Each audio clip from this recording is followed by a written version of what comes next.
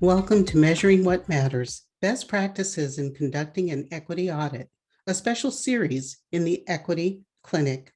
I'm Dr. Almitra Berry. How are the children? In our time today, I'd like to provide you with 6 best practices in conducting an equity audit in your school or district. I'll also introduce you to some tools to conduct your own audit. We'll focus on the question, how do I know if my audit will provide me with comprehensive information to improve equity outcomes? If you're not familiar with our Equity Conversations protocol, check out the workshop, the Equity Conversations protocol, available on this same channel. And don't forget to like and subscribe to stay on top of any new content that we release on the topic of equity. I'm going to start in an unconventional manner. I want you to recall as best you can the story of Alice in Wonderland. There's a point in the story where Alice is looking for directions and she asks of the Cheshire Cat, "Would you tell me, please, which way I ought to go from here?" The Cheshire Cat says, "That depends a good deal on where you want to get to." Alice says, "I don't much care where." So the cat says, "Then it doesn't matter which way you go." Alice amends her request to, "Well, so long as I get somewhere." The cat says, "Oh, you're sure to do that if only you walk long enough." Now think about you, your district, and where you are with equity initiatives and audits. A conversation where Alice represents the district. A lot of the challenges we see when it comes to strategic plans and equity initiatives and audits is that districts aren't always sure where they want to go, but they know they need to go somewhere, because this is not a time when it's okay to not address equity. And unfortunately, there are a lot of Cheshire cats out there that won't advise you in the interest of the most important affected group of people in the district, your students. So I want to get you grounded in a few things, and let's start with one of public education's foundational principles, that an educated citizenry is a vital requisite for our survival as a free people. Now, granted, when Thomas Jefferson said these words, the word "our" didn't refer to people that looked like me, not my gender, not my race. But the importance is this, that when we fail to educate every child to become the best possible version of a citizen that child can become, we threaten our survival as a nation of free people. We threaten our economy, our health, our security, our collective futures. So whether you've already purchased our Equity Audit Toolkit or you've engaged with another firm for an audit, maybe you're still shopping or just trying to determine, like Alice, which way to go, there are 6 best practices to keep in mind. In my Equity Conversations protocol, etiquette number 1 is to work on yourself first. As district leadership, you need to make sure that you've got the story correct in your heads, in your hearts, before sharing publicly. And that's what best practices 1 through 3 are all about. Now, if you're working with our Equity Audit Toolkit, you should already have this infographic as a handout. If not, you can scan the code on screen to get your copy. Before you ever begin an audit, you need to have a handle on your goals and vision. Think about Alice. Where you want to get to, that's your vision. And there are 3 baselines that are key to fulfilling that vision: academics, policy mindset, and leadership mindset. These are things that you can measure. Now, I believe to achieve a goal, you have to name it. So what is your equity goal? Start on the inside, your internal teams, and then work outward. Begin with your vision. What is it that you want your organization to look like in 3, 5, or 10 years from now? What are your values? What do you stand for? And how do you want the people in your organization to behave when no one is looking? Last, what's your mission? What's the purpose for your equity audits existence. Now, if you're using our Equity Audit Toolkit, make sure you view the videos and use the workshop tools provided to develop your vision, mission, and values. And with those things in mind, where are you now? How do the adults in your organization feel about equity? Checking the pulse of those who not only deliver instruction, but those who also handle the day-to-day operations of running your school system will give you a good idea of how your equity plans will be received and implemented. You need to know how much support or pushback you'll receive, because nothing derails an initiative faster than ignorance and unwillingness. Measuring sentiment on the front end will help to inform you of how much professional learning is required to make any changes you propose as a result of your audit stick. Organizational change is never easy, but if you fail to recognize stuck mindsets and fail to do the work to shift them, then your task becomes that much more difficult, if not impossible. Best practice number 2 is to master your story. From top to bottom, everyone in your organization needs to understand the big ideas around equity. My simple definition of equity is freedom from bias against or favoritism for any group. This definition is simple enough for everyone to not only understand, but commit to memory, to articulate to others, and to reflect on their own practices, behaviors, and choices in and out of the classroom. It should be part of the story everyone tells when discussing your equity audit and initiative. And that means having a deep understanding of exactly what explicit and implicit bias are. Now, explicit are your attitudes and beliefs that you're fully conscious of. These are things that we can self-report. It's like the top part of that iceberg. You can see it. Implicit bias is like the bottom part of the iceberg. It's the stuff that's buried down deep that you can't necessarily see. Those are your fundamental beliefs and values. They live deep inside of us, but they influence our thoughts and our behaviors, sometimes unconsciously, which is why it's also referred to as unconscious bias.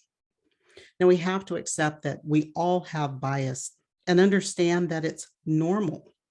But then we work to create space, not just physical space, but psychological space where people can bring their biases to the surface without ignorance and hate taking over, or, as I say, sucking all the air out of the room. So if it hasn't happened yet, it has to happen, particularly with all of leadership before you begin your audit. At the very least, your consultant team or your audit team should have creating this understanding as an essential first step. Now, this can't be confusing or be confused. Well, it seems so simple. It does require work on everyone's behalf. We have to be comfortable with naming bias, and we have to be comfortable accepting others who are in different places with that comfort on their own personal journeys. You have to have conversations without intolerance, ignorance, or hate, as I said, sucking the air out of the room. And that's tough when people are passionate. Just as important, everyone needs to understand what the E in DEI is not. Equity is not critical race theory. And with that knowledge, your audit should work to collect data on moving your initiative and your audit forward by building a coalition of internal and external supporters. Best practices here include measuring leadership support and understanding the equity concerns and experiences of your parents and student caregivers, as well as members of your broader community who maybe don't even have children in your school. You have to build a community in order to build a culture of success. You have to develop awareness among all those who hold a vested interest about what it is you intend to do. Just as the district needs to be crystal clear and cohesive about what equity and bias are and are not, you'll have to educate the broader community on those same areas. Think about all these factions that you need to bring together and create awareness and buy-in with. Internally, you have your students, employees, especially teachers and school site administrators, as well as your school board members. Externally, you have parents, local business leaders, your broader tax-paying community, and depending on which state you're in, you may have city, county, state, and federal government entities. You have activist groups, media, vendors, and just as an aside, I can't tell you how many RFPs I've seen about equity initiatives and equity audits that leave me scratching my head on how many times not taking this critical step leads to a crisis. And that brings me to practice number 3. Be guided by facts. Accept people's lived experiences as truths. While it might not be your truth, it is theirs. And you cannot develop an equity mindset or organizational culture if you do not recognize that different individuals within your community have different truths based on their experiences with your school or district. Best practices 1 through 3 are all about starting out with the right frames of reference so that your audit and initiative will be successful. Practices 4, 5, and 6 are the heart of your audit. Think back to Alice.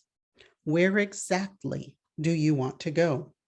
Because these practices cannot be done if you're just wandering around the equity forest.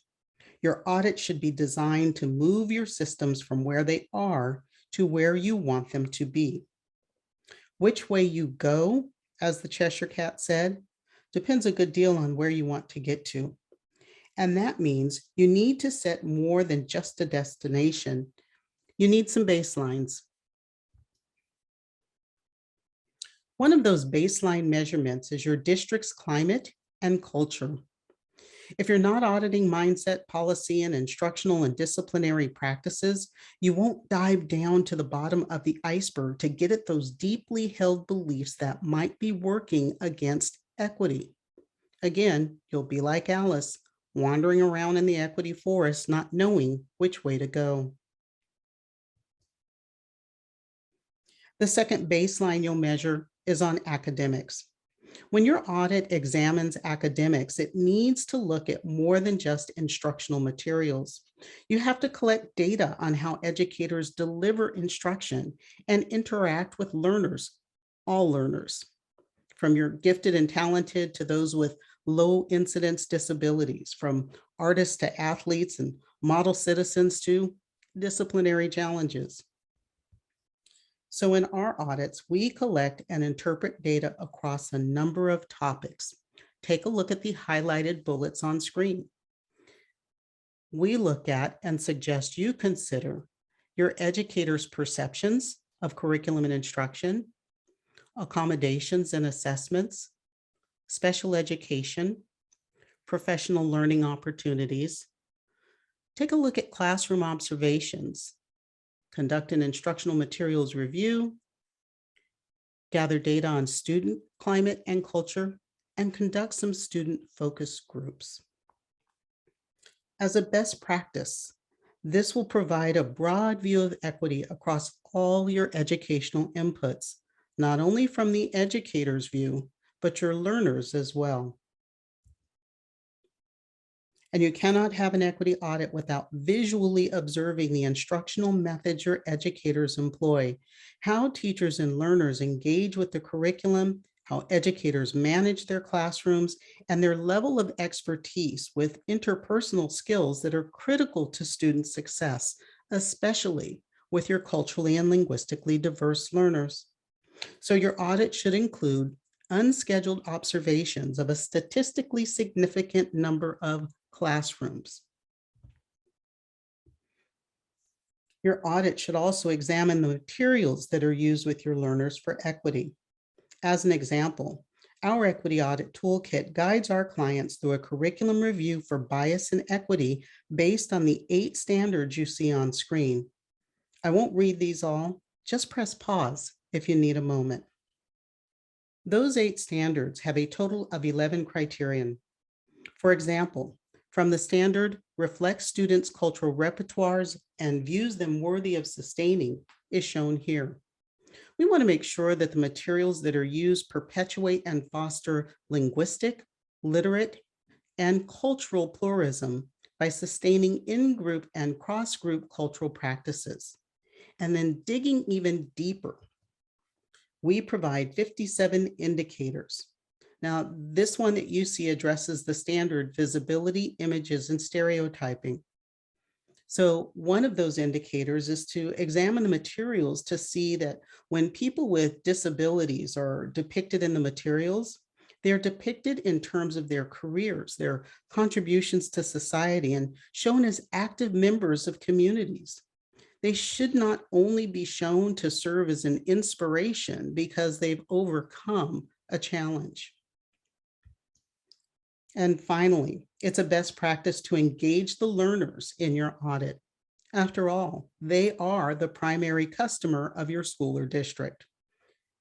You're here or there to serve them. So conducting focus groups with learners at grades 4 through 12 to hear their truths and measure their perspectives is critical to an audit having a comprehensive lens, triangulating your data, as it were, from across your internal and external community groups.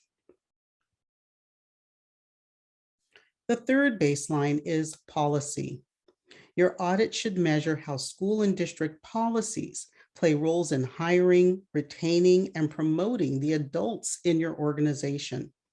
It should examine not only how human resources, but also capital resources are acquired and distributed. You have to examine individuals' mindsets, go beyond what's planned and recorded on paper. You have to understand why policies and practices exist and what it is that they're designed to do, to whom, and why. Looking deeper, your audit should get at the mindsets of individuals who develop policy and how those policies impact learners, their families, your community, and your employees. The fourth baseline is the mindset of your leaders. How does equity play a role in the day-to-day administration of your individual schools and your district as a whole? In studying the leadership mindset, we get beyond policy development and intent to policy implementation and its impact. So these 4 baselines, climate and culture, academics, policy mindset, and leadership mindset, get at people's lived experiences. They provide a tremendous amount of detail about intent and impact for every affected group in your community. Getting the baseline gives you the starting point. Just like the baseline probes we take for reading and mathematics, especially with our young learners, this data will tell you what needs to be taught, adjusted, developed, eliminated, or created. And that begins to happen with best practice number 4, not just understanding, but accepting the data that's returned. That understanding is facilitated by having comprehensible analysis of your data. And we've just uncovered all the data your audit should gather, but the data is of no use if your key constituents and supporters, both internal and external, don't understand it. Not only do you need analytics, you need a roadmap, a plan of what to do with all that information. Now, if you're working in our equity audit toolkit, that reporting, analysis, and guidance are provided with every measuring tool. If you're working with another external consultant firm, they should provide that information and guidance to you. And if you DIY, make sure that your internal team includes someone with a firm grasp of inferential statistics. But no matter how you're conducting your audit, Finding time to collaborate on the findings is an important part of practice number 4. And that collaboration should focus on working to prioritize your findings. This work should provide clarity about where you are as an equitable organization. Then you can define the actions needed to get you where you want to go. It's important that you don't do this work in a vacuum and never accept a consultant's handing you a piece of paper that's nicely written with some facts and a story. Remember those habits of effective people? Seek first to understand. This is important because if you don't fully understand what your data is telling you, how can you determine the impact and feasibility of plans you develop to address equity based on your data? Answering questions like, what needs work? What's the gap between our present and desired state?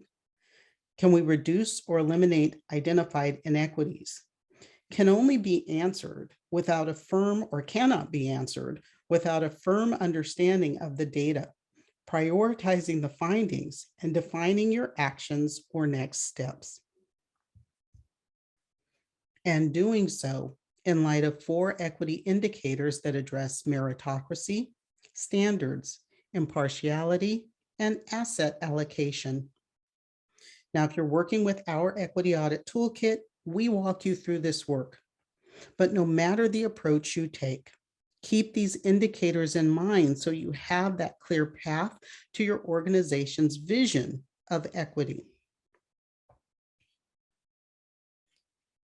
Best practice number 5 is enacting policies and procedures that are in line with your vision, mission, and values.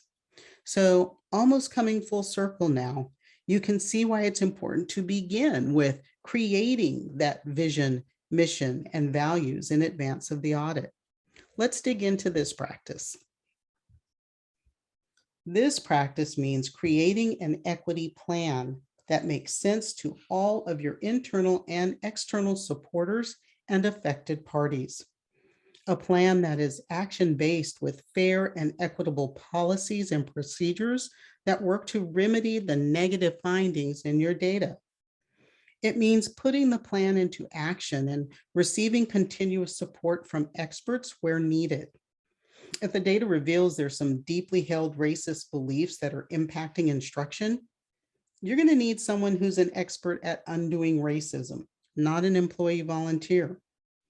If your data reveals that you have a cohort of folks that can't relate to a demographic subgroup, or conversely, you have a demographic subgroup that is uncomfortable approaching the district about their children, that fix needs to be led by an expert who is skilled at community relations with those specific subgroups, someone trusted by that community. And if the problem is with curriculum and instruction, you need someone with expertise in curriculum and instruction. It's perfectly okay that you don't know what you don't know. Trust credible experts to keep you on the right path. It means that the priorities that you've named explicitly identify the challenges, strategies, and the budget and policy implications inherent in addressing the priority. And it means creating specific, measurable, achievable, relevant, and timely, or SMART goals, so that you have a pathway to remedy the inequities you prioritized addressing. And then that those SMART goals map to SMART KPIs. And finally, practice number 6 is to take action and hold yourselves accountable. Be accountable to all the affected persons and groups you've named, but maintain that laser focus on the one group that matters the most, your students. Because if you change everything else but fail to impact that most important group, what's the point? You maybe have made adults feel good, you've checked a few boxes, but you've done nothing for our survival as a free people. Now, One of the additional things that we strongly suggest is the incorporation of toll gating throughout the audit. You never want to get to what you think is the end of a phase, the end of a segment, the end of a implementation of a portion of the work, only to realize that you've missed or skipped critical elements that result in a negative outcome.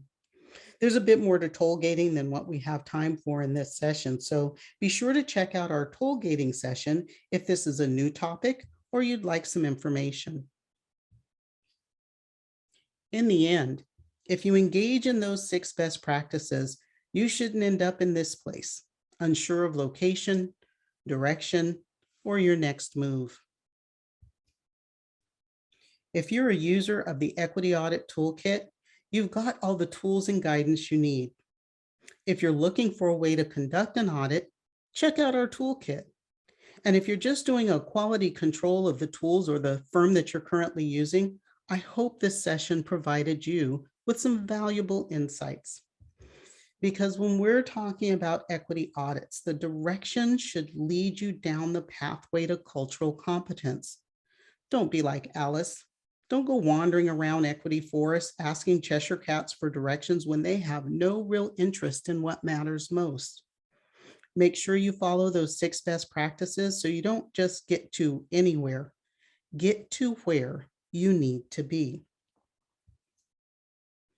If you've enjoyed this session, please hit the like button and subscribe to the Equity Clinic for more helpful tools, sessions, podcasts, and blogs on the topic of equity in the K-12 educational system. Follow us on social or check out our website at www.alberryconsulting.com. Thanks for watching. Be well.